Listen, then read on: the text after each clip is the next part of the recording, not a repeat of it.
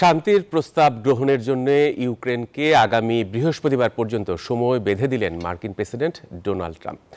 যুক্তরাষ্ট্রের এমন প্রস্তাবে নিজেরা মহা সংকটে পড়েছেন বলে মন্তব্য করেছেন ইউক্রেনের প্রেসিডেন্ট ভলোদিমির জেলেনস্কি। তবে দুটি বিষয় নিয়ে আপোষ না হলে লড়াই চালিয়ে যাওয়ার হুঁশিয়ারিও দিয়েছেন তিনি। প্রায় 4 বছর ধরে চলছে রাশিয়া ইউক্রেন যুদ্ধ। এতে হতাহত হয়েছে দুপক্ষেরই কয়েক হাজার মানুষ। আর এই যুদ্ধ বন্ধে শান্তি পরিকল্পনা চূড়ান্ত করেছে যুক্তরাষ্ট্রের প্রেসিডেন্ট ডোনাল্ড ট্রাম্প।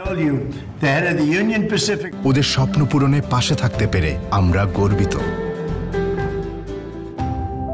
এবার শান্তি প্রস্তাব মেনে নিতে ইউক্রেনকে বৃহস্পতিবার পর্যন্ত সময়সীমা বেঁধে দিলেন ট্রাম্প। শুক্রবার মার্কিন প্রেসিডেন্ট ডোনাল্ড ট্রাম্প ফক্স নিউজে এক সাক্ষাৎকারে বলেন, কিয়েভকে 1 সপ্তাহের মধ্যেই পরিকল্পনাটি মেনে নিতে হবে। শীত আসার আগে যুদ্ধ থামানো জরুরি। শান্তি চুক্তিতে রাজি না হলে ইউক্রেনকে সহায়তা বন্ধের হুমকিও দেয়া হয়েছে।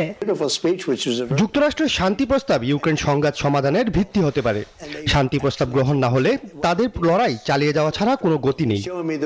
ট্রাম্পের এমন প্রস্তাবে নিজেরা সংকটে পড়েছেন বলে মন্তব্য করেছেন ইউক্রেনের প্রেসিডেন্ট ভলোদিমির জেলেনস্কি। তবে পরিকল্পনায় অন্তত দুটি বিষয় নিয়ে কোনো আপোষ না হলে তা নিয়ে রাত দিন লড়াই চালিয়ে যাওয়ার হুঁশিয়ারি দিয়েছেন তিনি। শুক্রবার কিয়েভে জাতির উদ্দেশ্যে দেওয়া এক ভাষণে এসব কথা বলেন তিনি।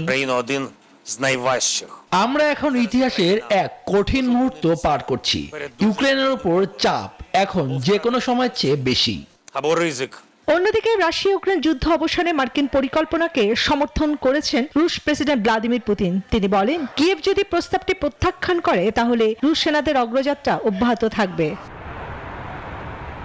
এদিকে শুক্রবার দক্ষিণ আফ্রিকার G20 শীর্ষ সম্মেলনে ইউর কমিশনের সভাপতি উর্সুলা ভন ডের লেইন বলেন, ইউক্রেনের প্রতি তাদের সমর্থন অব্যাহত থাকবে।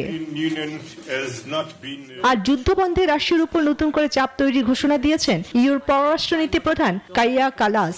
পাশাপাশি ইউক্রেনের জন্য সামরিক সহায়তা দেওয়ার কথাও পুনর্ব্যক্ত করে ইইউ। চন্দ্রানী চন্দ্রা, নিউজ 24।